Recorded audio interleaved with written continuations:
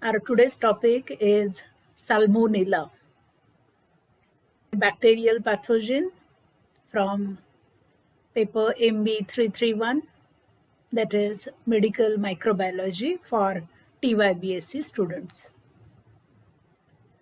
Today, we'll study this bacterial enteric pathogen Salmonella in detail.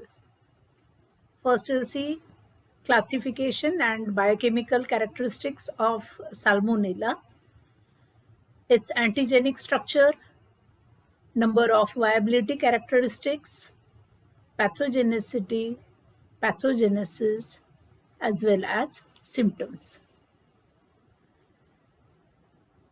The domain of this pathogen, Salmonella, is bacteria belonging to the order Enterobacteriales, which is of gram-negative rods, that is Bacillus, and they are motile by flagella. They do not form endospores, as well as they are not capsulated one. They are belonging to the family Enterobacteriaceae. The genus is Salmonella.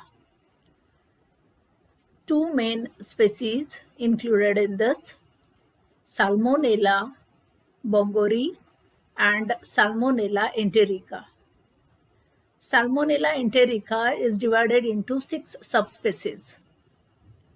These are as follows, that is Salmonella enterica, Salmonella salmi, Salmonella arizoni, Salmonella diarizoni, hunteni, and indica. The taxonomic group contains more than 2,500 serotypes, and they are defined on the basis of 2 main antigens. First one is a somatic antigen. This is associated with the body of that microorganism, as these are gram-negative organisms. LPS, that is lipopolysaccharides, are present in their cell wall. And second one is flagellar antigen. As you know, this organism is motile by peritracheous flagella. H antigen is present, that is flagellar antigen. By using one scheme called as a Kaufman-White scheme, one can classify salmonellas. This bacteria has been shown to possess 3 types of antigen. So as you know, H antigen, flagellar antigen, they are either in the form of phase 1 or phase 2, while in some cases both are present in single microorganism. Second one is a somatic antigen or antigen O. This one is composed of lipopolysaccharides. And third one is a capsular antigen or a VI antigen. This is associated with the virulence of microorganism.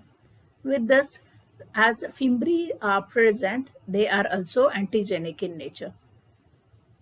Salmonella are initially classified into serological groups. This is based on their presence of a distinctive O antigen factors. Now, for this O antigen, labeling is like O1, O2, O3, like this. While the strains possessing certain factors, they are again divided, again classified as follows, where factor 2 belong to group A, factor 4 belong to group B, factor 9 to group D, and so on.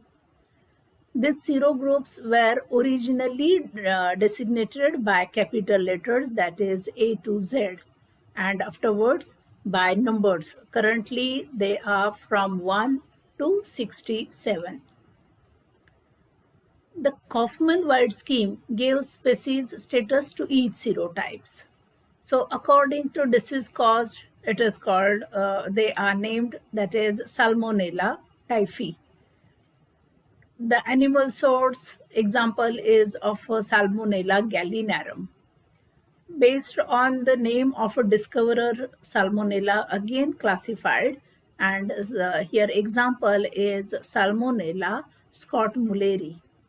The name of the patient from whom the first strain was isolated, that is again species name, for example Salmonella thompson. And lastly, by the place of isolation, and here example is of a Salmonella Puna. That means from Pune locality, this microorganism genus Salmonella identified first. On the basis of biochemical reactions, Kaufman proposed that Salmonella can be classified into 4 subgenera. They are called as a subgenus 1, subgenus 2, subgenus 3, and subgenus 4.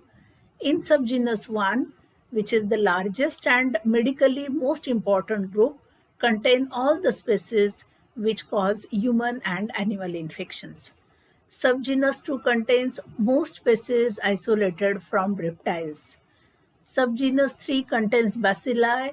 They are formally designated as Arizona, originally isolated from lizards, but subsequently found in reptiles, birds, domestic animals, as well as in human beings. Many of them are prompt lactose fermenters. So this one is a unique characteristic of subgenus 3, that is lactose fermenters are included, which are belonging to the genus Salmonella. Otherwise, in all other subgenus except this, they are lactose non-fermenters. Subgenus 4 strains are rarely encountered and may be considered a typical member of subgenus 2. About genus Salmonella, it consists of bacilli that parasitize the intestine of a large number of vertebrate species. In that, human beings are also included, and this lead to enteric fever as well as gastroenteritis and septicemia. These Salmonella serotypes can be divided into 2 main groups, typhoidal and non-typhoidal. We know very well typhoid causing Salmonella, Salmonella typhi, Salmonella para A, Salmonella para B, as well as Salmonella para C. So these are all included in the typhoidal group, responsible for a typhoid and a paratyphoid. While a non-typhoidal group, these are also more common and they usually cause self-limiting gastrointestinal disease. So in this category, you can include Salmonella typhimurium, which causes salmonellosis, a disease of a gastrointestinal tract. Most cases of invasive non-typhoidal Salmonella infection are caused by Salmonella enterica. That is Salmonella enterica typhimurium or a Salmonella enterica enteritidis. They can infect a range of animals, and here you can call them as a zoonotic type of infection, as it may transmitted from animals to human being. Typhoidal serotypes include Salmonella typhi and Salmonella paratyphi A, which are adapted to humans and do not occur in other animals. So in this way, most important member is Salmonella typhi, which is causative agent of a typhoid. About characteristics of Salmonella. As you know, they are belonging to the family Enterobacteriaceae. They are gram-negative rod-shaped organism. Size is about 1 to 3 micron and width up to 0.5 micron in size. They are motile with peritracheous flagella, and except for one type, that is Salmonella gallinarum pulorum, which is always which is always non-motile because flagella are absent. They do not form capsules or spores, but they may possess fimbriae, which are up to certain extent antigenic in nature, but non-neutralizing, not very important in the laboratory diagnosis. They have ability to survive desiccation and they can persist for years in dry environments and foods. This is important. Because of this, they may enter in the body. That is, it is part of a portal of entry, modes of transmission, where they can survive for a longer period in environmental conditions is considered important. The bacteria are not destroyed by freezing, but UV light and heat accelerate their destruction. They perish after being heated to 55 degrees Celsius, that is 131 degree Fahrenheit for 90 minutes. Now about their cultivation on various media. So Wilson and Blair's media is widely used as a selective media for Salmonella typhi. This is mainly for the Salmonella from clinical specimens like stool sample, blood sample, etc. This media is highly selective for Salmonella, in which bismuth is present. The bismuth is inhibitory to other coliforms like Escherichia coli, Proteus, etc. And occasional strains of coliforms able to grow on this media, but colonies are totally different from the colonies of Salmonella. Here, the three species of Salmonella, that is Salmonella typhi, Salmonella parabi, and C, they produces black colored colonies on Wilson-Blair's media, while other coliforms, if they grow, they produce dull green or brown colonies but without surrounding metallic sheen.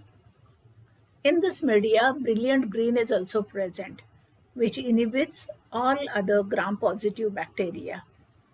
The glucose is fermentable carbohydrate incorporated in this media.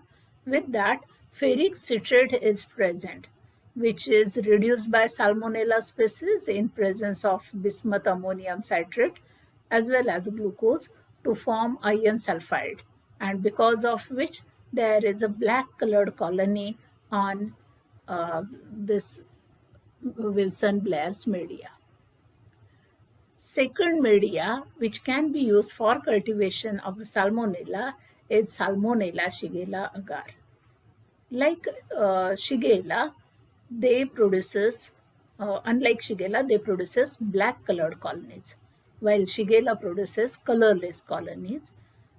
So one can identify by using Salmonella shigella agar these two types of microorganism after performing motility, because Salmonella is motile and Shigella is non-motile.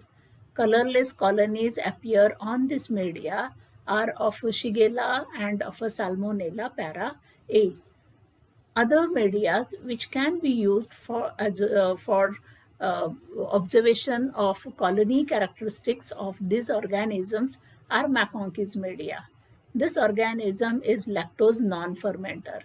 So the color of colonies are colorless, unlike E. coli.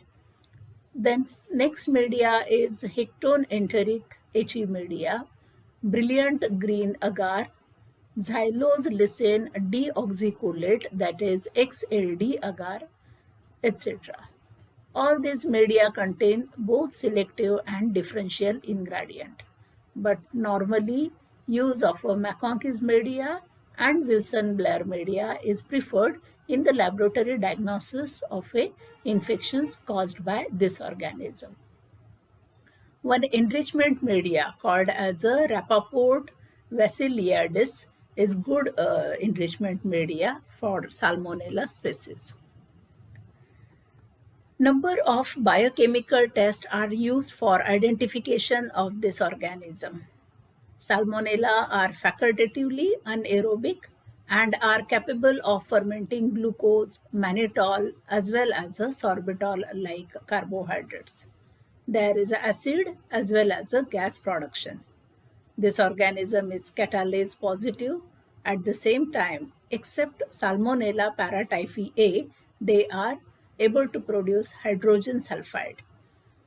They are oxidase negative and unable to hydrolyze urea. This characteristic is important in distinguishing the species of a Salmonella from Proteus, because Proteus as well as the Salmonella, they are gram negative, motile by peritracheous flagella, but here Proteus able to hydrolyze urea while Salmonella is not. They are unable to utilize lactose, sucrose as well as the salicin.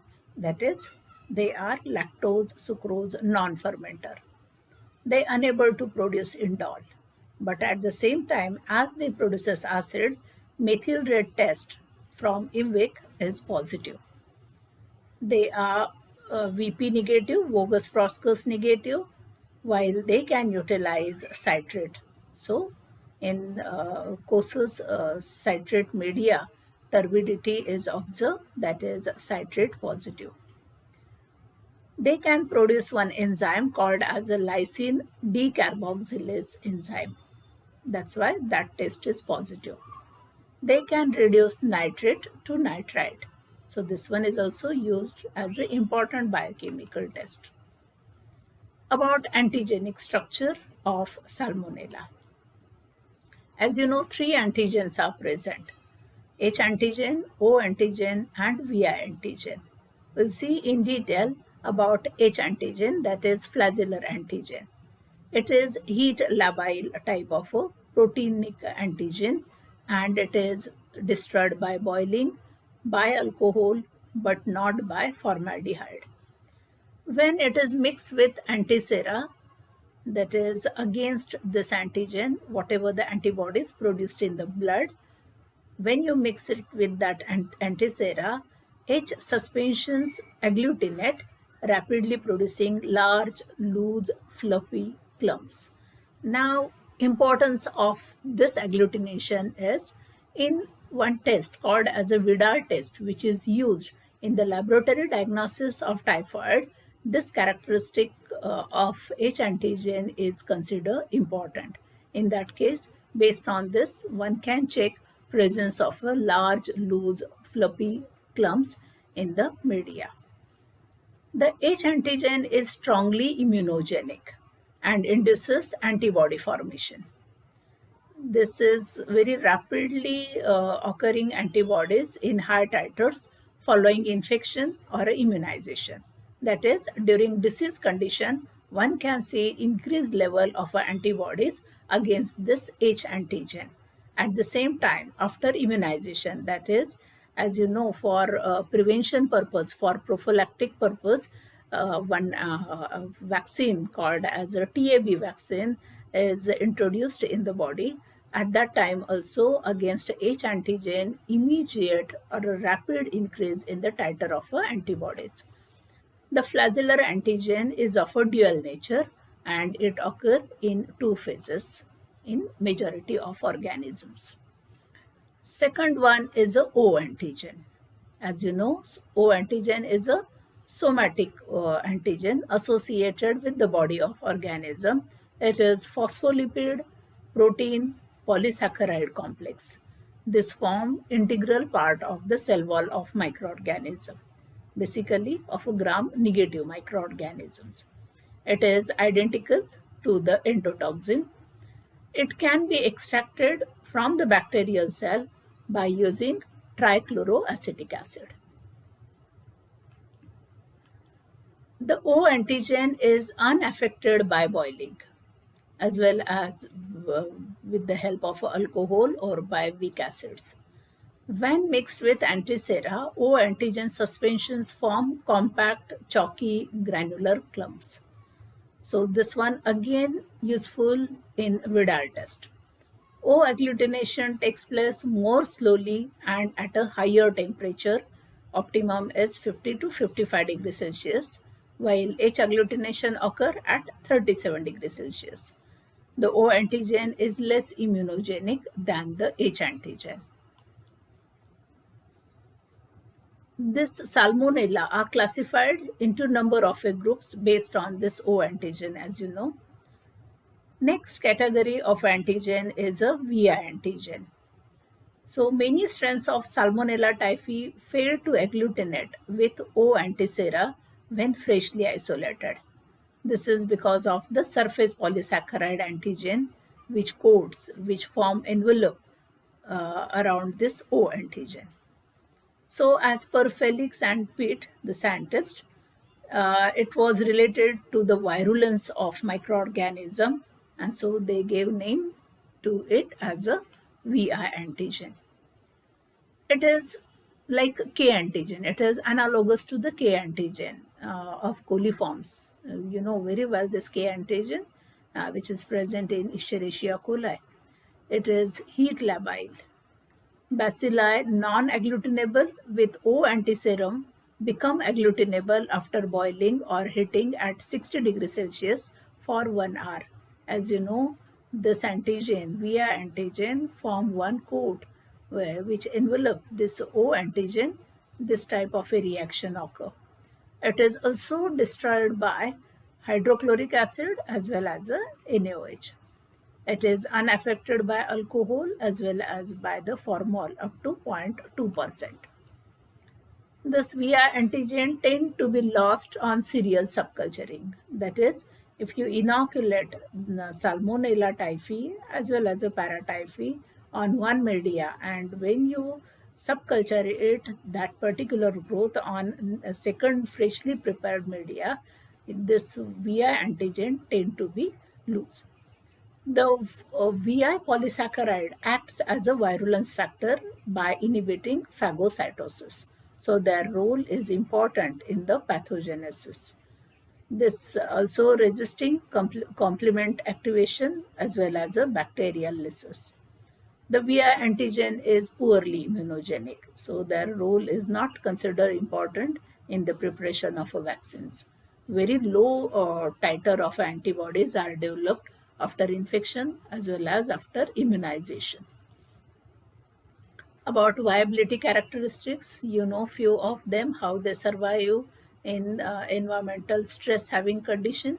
Remaining points about their morphological characteristics, their motility, you know very well. They do not form capsule, they are not spore producing, but they may possess fimbriae, and it helps in the survival of microorganism upon their entry into the body after uh, adhering to the body surfaces. Main and important part while studying any type of a pathogen is pathogenesis. For this, how that microorganism enter in the body, that we have to consider first. So typhoid fever spreads through contaminated food and water. So instead of a typhoid fever, you can say Salmonella typhi as well as a paratyphi A, paratyphi B and C. They spreads through contaminated food and water. Mainly handlers which are in the carrier state, they are responsible for such a spread. Pathogenic Salmonella, when ingested, they can survive passage through the gastric acid barrier. As you know, in our gastrointestinal tract, in the stomach, gastric juices, they are present, and because of which acidic conditions are there. This organism survive that acidic condition, and after that, by colonizing, they invade the mucosa of small as well as a large intestine, where they produce toxins. Here, invasion of epithelial cells stimulates the release of pro-inflammatory cytokines. This induces inflammatory reaction, because of which you can see there is a penetration of the microorganism in the neighboring mucosal lining, mucosa, submucosa, Pierce patches, etc. And then they enter in the lymphoid channel. The acute inflammatory response causes diarrhea and may lead to ulceration and destruction of the mucosa. One can see during this infection in the histopathology, patches of ulcers are present in the gastrointestinal tract. So, in the early stage of a disease, diarrhea-like symptoms are common. The bacteria can disseminate from the intestine to cause systemic disease. That is, from gastrointestinal tract via lymphatic channel, via lymph node, microorganism enter in the blood circulation, which is nothing but a systemic circulation, systemic entry of microorganism in various body parts. So here there is a first stage or a first type of a bacteremia, primary bacteremia observed during the dissemination of microorganism in the blood circulation. Primary bacteremia, that is first time microorganisms, that is Salmonella, present in the blood circulation. The adherence is probably mediated by pili. Once through the cell, the organism enter in the lamina propria. Now here there is a role of a cell-mediated immunity is important. Here they taken up by macrophages. Typhoidal serotypes can use this to achieve dissemination. When they present in the macrophages, they utilize that macrophages as their vehicle and spread in the body. That is dissemination throughout the body via the mononuclear phagocyte system. So this is the main role of microorganism considered important in the pathogenesis, that is they can survive in the phagocytic systems, that is mononuclear phagocytic system as well as a polymorphonuclear cells, and upon survival of it they can spread in other parts of the body by using this particular cells as their vehicles. Endotoxins first act on the vascular and nervous apparatus, resulting in increased permeability and decreased tone of the vessels. There is an upset of a thermal regulation. That is, you can see increase in the temperature. There is a febrile illness, as well as at this stage, next symptom start, which is of a vomiting and diarrhea. Salmonella cells pass the intestinal barrier through the intestinal mucus layer and eventually they reaches to the enterocytes and M cells of the large and the small gastrointestinal tract. Here they release prostaglandins and some chemotactic factors. These prostaglandins and the chemotactic factors trigger inflammation. That is, there is now erythema as well as edema in the part where the release of these two factors, and because of which there are biochemical changes in the enterocytes. So this one occur at one site, and so you can call it as a localized type of infection to the mucosa and submucosa. With Salmonella enterica strains, some may invade more deeply, reaching the bloodstream and via bloodstream to different organs like spleen, kidney, liver, etc. Now we'll see in detail typhoid fever. You know some part of it, but here in detail only about enteric fever, typhoid fever. As you know, Salmonella typhi, paratyphi A, paratyphi B and C, they causes this typhoid and paratyphoid fever. Here, as usual, like the first one, Salmonella pass through lymphatic channel of the intestine, and from that they enter into the blood of patient, and then they carry it to the various organs like liver, spleen, kidneys, and which is nothing but a secondary foci or a septic form of a typhoid.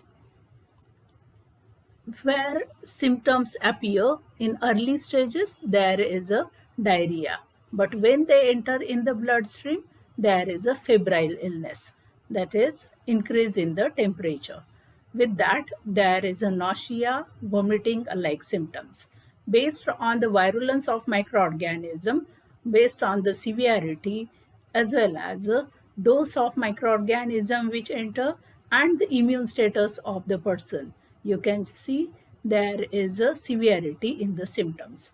If in the initial stage there is a gastroenteritis, where you can call it as a food poisoning also, because via contaminated food and water, microorganisms enter in GIT, in gastrointestinal tract, and they cause severe inflammation to the gastrointestinal tract. So here incubation period, that is upon entry of microorganism up to appearance of a clinical symptom, we have to consider. It is 6 to 48 hours depending upon dose of that particular virulent organism after ingestion. Now, here there is a nausea, vomiting, diarrhea, as well as a abdominal pain, abdominal cramps. This will for 2 to 7 days. After that, there is a pain in joints, which is called as a as well as a muscular pain, which is called as a myalgia, as well as a headache. There is a bacteremia, that is entry of a bacteria in the blood circulation.